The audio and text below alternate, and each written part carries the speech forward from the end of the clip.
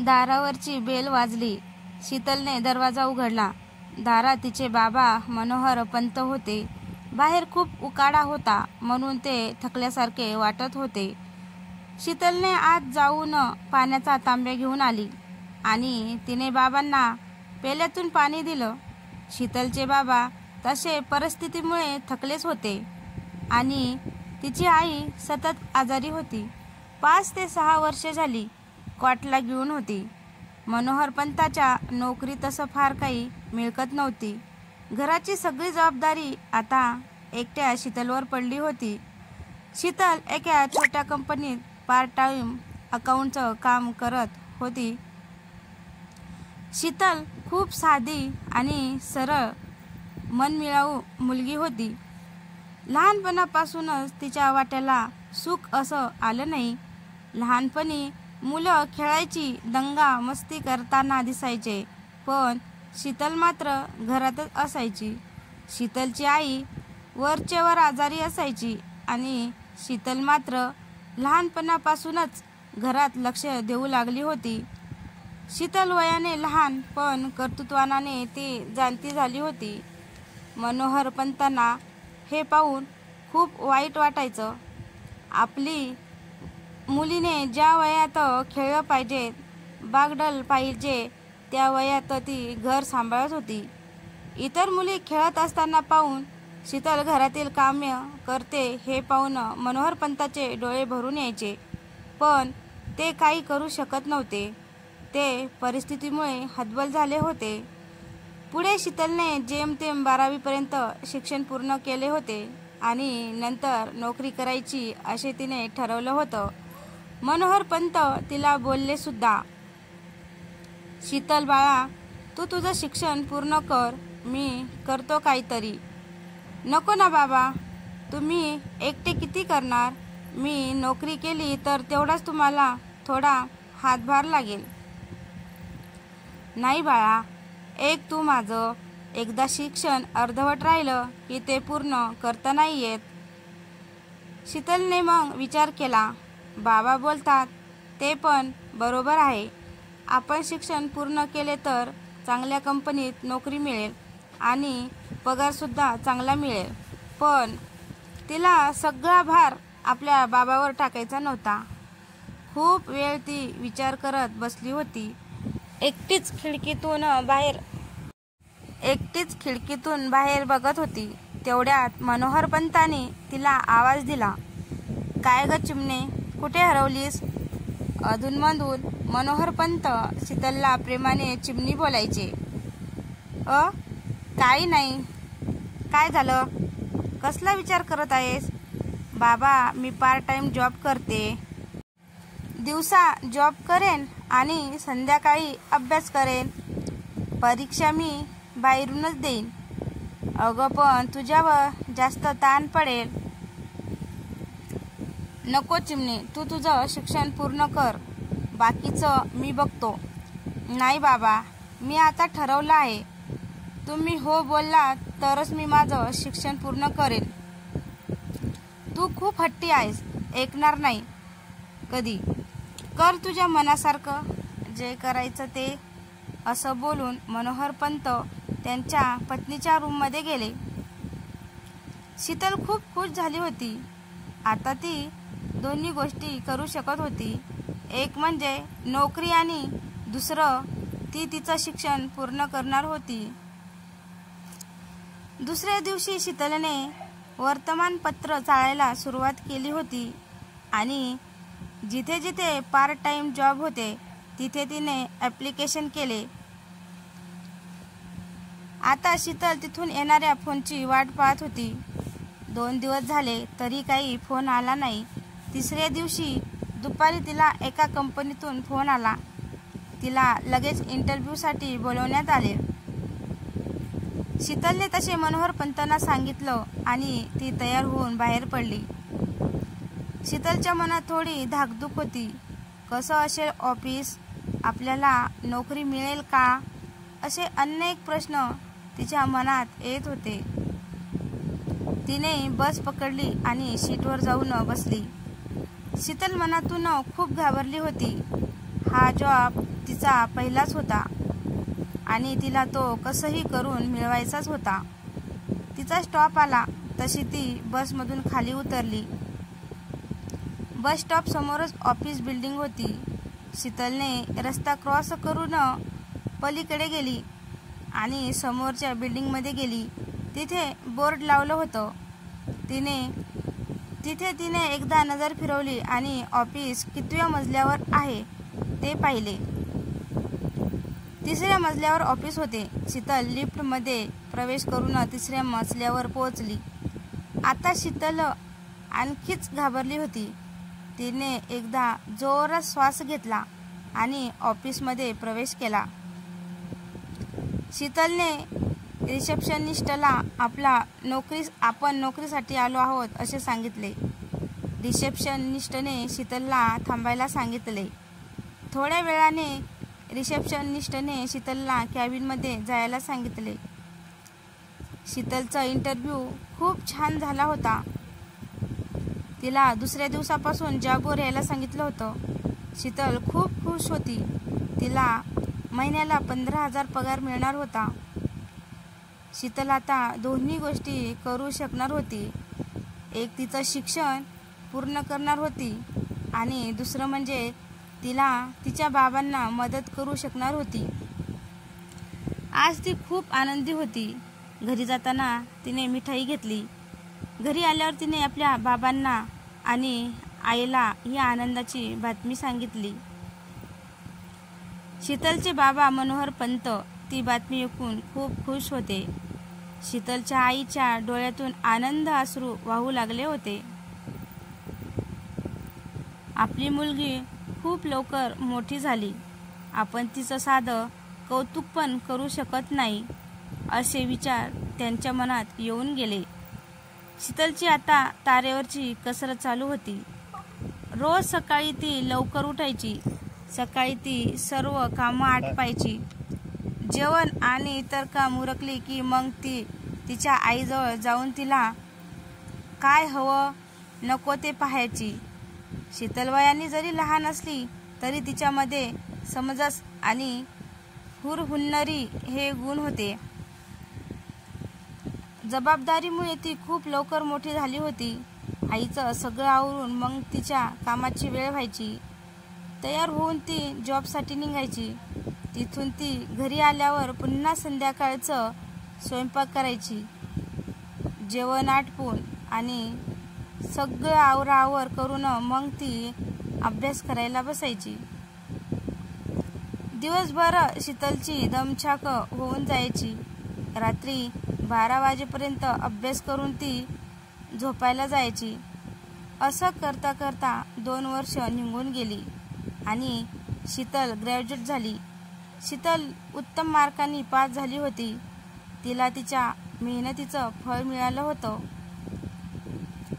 शीतलने आता मोठ्या मोठ्या कंपनीत नोकरीसाठी अर्ज करायला सुरुवात केली होती.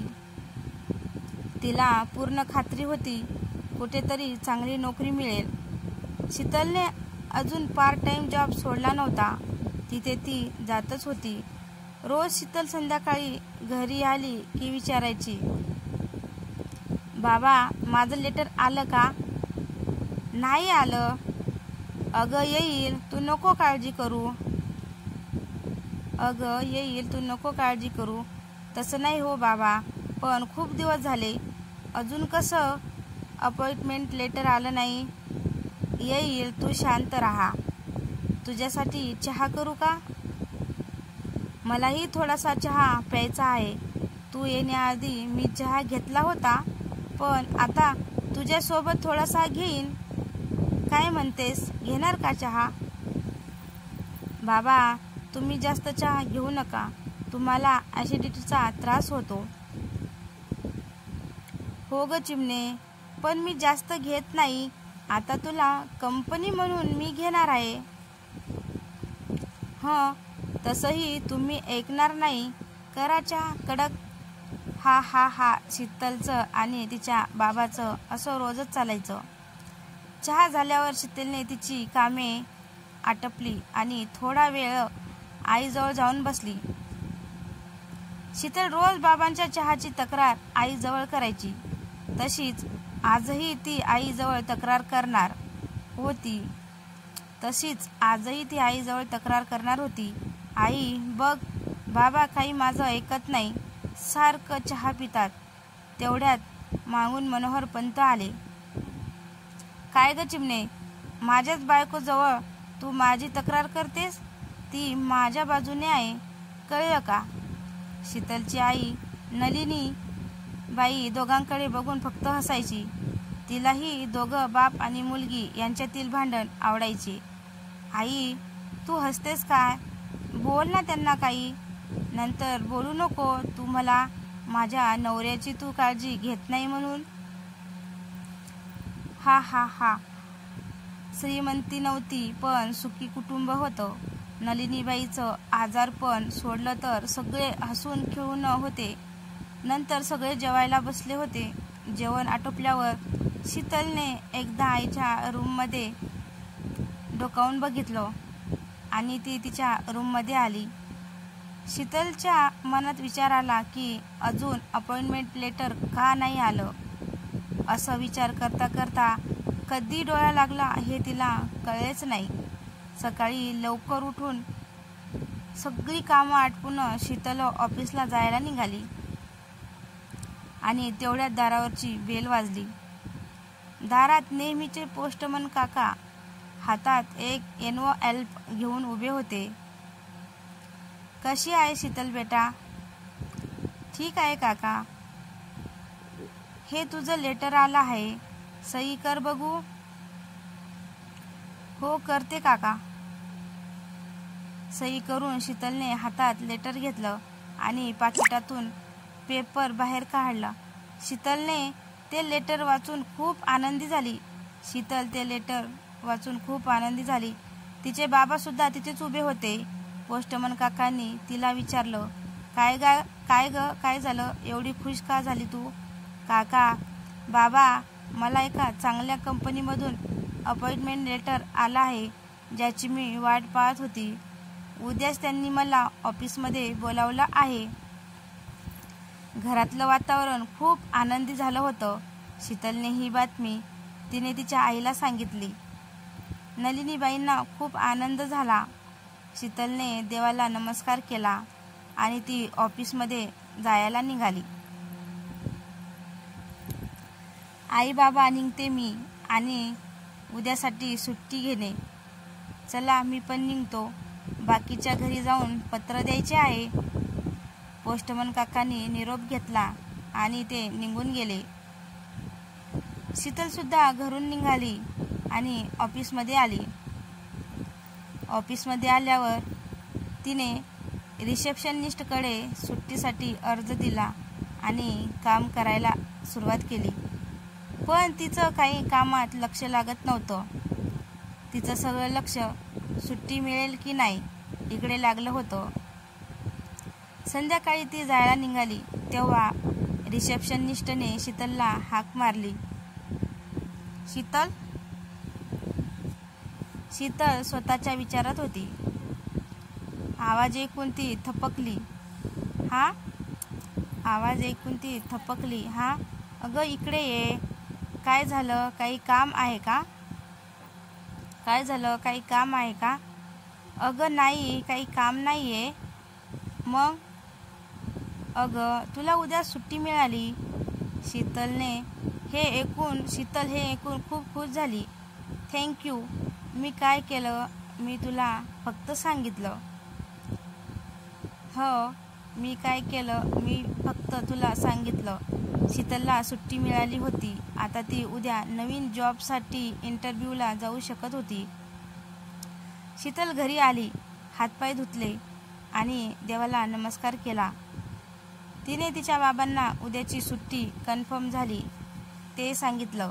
मनोहर पंत खूप खुश झाले आणि मनोमन देवाजवळ प्रार्थना करू लागले. देवा, माझ्या मुलीला ही नोकरी मिळू दे. तुझे खूप उपकार होतील. माझ्या मुलीने खूप मेहनत घेतली आहे, त्याचं तिला फळ मिळू दे. शीतल आईच्या रूममध्ये डोकावून पाहिलं. आई झोपली आहे. शीतलने आईच्या रूममध्ये डोकावून पाहिलं. आई झोपली आहे असं पाहून ती स्वयंपाकाला लागली. तिने पटपट जेवण बनवून थोडा वेळ आईबरोबर गप्पा मारायला गेली. नलिनीबाई उठून बसल्या होत्या. आई कशी आहेस? आज छान झोप झालेली दिसत आहे. हे ऐकून नलिनीबाई गालातल्या गालात फक्त हसल्या. हसलीस का? मी येऊन गेली होती तेव्हा तू झोपली होती. त्यावर नलिनीबाई बोलल्या, हो माहीत आहे मला. म्हणजे तू जागी होती?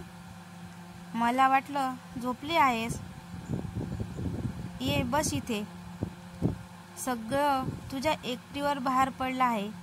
मी काही करू शकत नाही. आता तुलाही नोकरी लागली की तुझं लग्नाचं पाहायला हवं. हे ऐकून शीतलला राग आला. एवढी काय घाई आहे? आणि तसंही मी लग्न करणार नाही. लग्न केले तर तो मुलगा असा हवा जो माझ्या आईबाबांची काळजी घेईल. हा हा हा. नलिनीबाईंना हसायला आलं. त्यांनी शीतलला बसायला सांगितलं. नलिनीबाईला हसायला आलं. त्यांनी शीतलला बसायला सांगितलं. बस इथे. ऐक आता मी काय सांगत आहे ते. हां बोल. आम्हाला माहीत आहे तुला आमची खूप काळजी आहे. पण कसं आहे ना, तो मुलगा आपलं घर नाती हे सगळं कसं बरं सोडून येईल? आज हे सर्व मुलगी करत आली आहे. आज हे सर्व मुलगी करत आली आहे. आपण ज्या समाजात राहतो तिथले काही नियम आहेत, ते आपण बदलू नाही शकत. तू सुखी राहावी बस एवढीच आमची इच्छा आहे. अधूनमधून तू येशील आम्हाला भेटायला, तेव्हा असा हट्ट तू करू नको. झालं तुझं बोलून? हो. आता मी काय सांगते ते तू ऐक. बोल. माझं मी सगळं ठरवलं आहे. तेव्हा तू काळजी करू नको. जेवून घे आणि औषध घेऊन आराम कर. मी आलेच. असं बोलून शीतल रूम बाहेर आली. सर्वांनी जेवण केली आणि थोडा वेळ अशाच गप्पा गोष्टी चालू होत्या. झोपेची वेळ झाली तशी शीतल तिथून उठली आणि झोपायची तयारी करू लागली. नेहमीप्रमाणे दुसऱ्या दिवशी सकाळी शीतल लवकर उठली. तिने भरभर तिची कामे आटपायला घेतली. आज तिला नवीन कंपनीमध्ये जायचं होतं. आज तिने खूप छान ड्रेस घातला होता. असं म्हणतात ना, first impression is the last impression. तयार होऊन तिने देवाला नमस्कार केला आणि आईबाबांना सांगून ती घराबाहेर पडली. बस तिने पकडली आणि ती ऑफिस गेटजवळ आली. ऑफिस बाहेरून खूप सुंदर दिसत होतं. शीतलने लिफ्टचं बटन प्रेस केलं आणि ती लिफ्टची वाट पाहू लागली. लगेच लिफ्ट खाली आली आणि ती लिफ्टमध्ये प्रवेश केला. 2 नंबर तिने प्रेस केला आणि ती वाट पाहू लागली. शीतल मनातून खूप घाबरली होती. हा जॉब मिळेल का अशी शंका मनात येत होती. शीतल लिफ्टमधून बाहेर आली आणि ऑफिसमध्ये प्रवेश केला. आल्यावर तिने सगळीकडे नजर फिरवली आणि रिसेप्शन डेस्क जवळ जाऊन रिसेप्शनिस्टला तिने लेटर दाखवलं. तुम्ही बसा, मी सरांना इन्फॉर्म करते, रिसेप्शनिस्ट मिस अंजलीने सांगितलं. हो चालेल, मी बसते, शीतल बोलली. शीतल सोफ्यावर जाऊन बसली. मिस अंजली फोनवर बोलत होती. बहुतेक ती शीतल आली आहे हे सांगत असणार. शीतल आतून बोलावणं येईपर्यंत ती ऑफिस स्टॉप आणि ऑफिस निहाळत होती. प्रत्येकजण आपापल्या कामात मग्न होते. मात्र एक व्यक्ती शीतलकडे चोरून बघत होती. त्या व्यक्तीचं नाव सुधीर जोशी होते. सुधीर जोशी मुंबईमध्येच राहणारा एकटाच राहत होता. तो आई वडील भाऊ बहीण कोणी नव्हते त्याला. लहानपणी एका अपघाताने त्यांचे आई वडील निघून गेले. लहानपणापासून तो त्यांच्या मामा मामीकडे राहिला. त्यांना सुद्धा मूलबाळ नव्हते. ते सुधीरला आपलाच मुलगा समजून त्यांची देखभाल करत होते. सुधीर दिसायला खूप सुंदर होता, एकदम राजबिंडासारखा. कॉलेजमध्ये असताना अनेक मुली त्याच्यावर प्रेम करायच्या, पण सुधीर कधीच कोणत्याच मुलीला भाव द्यायचा नाही. तो कधीच कोणत्या मुलीजवळ बोलायला जायचा नाही. कॉलेज संपले आणि पुढे त्याने MBA केलं आणि या कंपनीत जॉबला लागला. त्याचे मामा मामी आता गावी जाऊन राहत आहेत. गावी घर शेतजमीन आहे आणि तिकडे लक्ष द्यायला कोणी नाही, म्हणून मग ते गावी राहायला गेले होते. सुधीर आता एकटाच मुंबईमध्ये राहतो. अधूनमधून त्याचे मामा मामी त्याला भेटायला येतात. कधी कधी सुधीर सुद्धा एक फेरी गावी टाकून येतो. आता सुधीरचं लक्ष शीतलकडे लागले होते.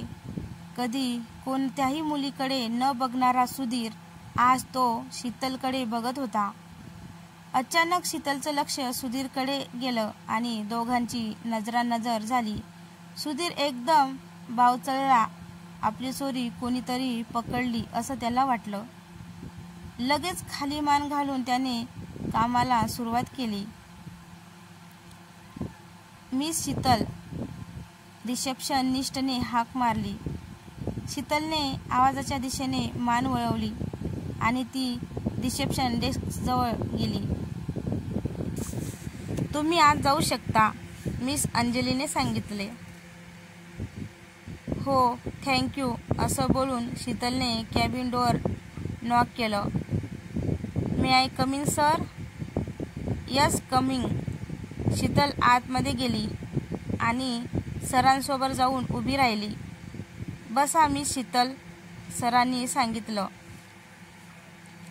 धन्यवाद सर, असं बोलून शीतल खुर्चीवर बसली. मिस शीतल, तुमचा बायोडेटा मी पाहिला, खूप छान आहे आणि तुम्हाला कामाचा अनुभवसुद्धा आहे. तुम्हाला हा जॉब मिळाला आहे. तुमची सॅलरी बाबतीत काही अपेक्षा आहे का? अपेक्षा आहे सर. घरी आई आजारी आहे आणि घरची परिस्थिती बेताचीच आहे, पण मी काही सांगत नाही. तुम्ही जे द्याल ते मला मान्य आहे, शीतल बोलली. ठीक आहे, तुमचा हा प्रामाणिक स्वभाव आवडला.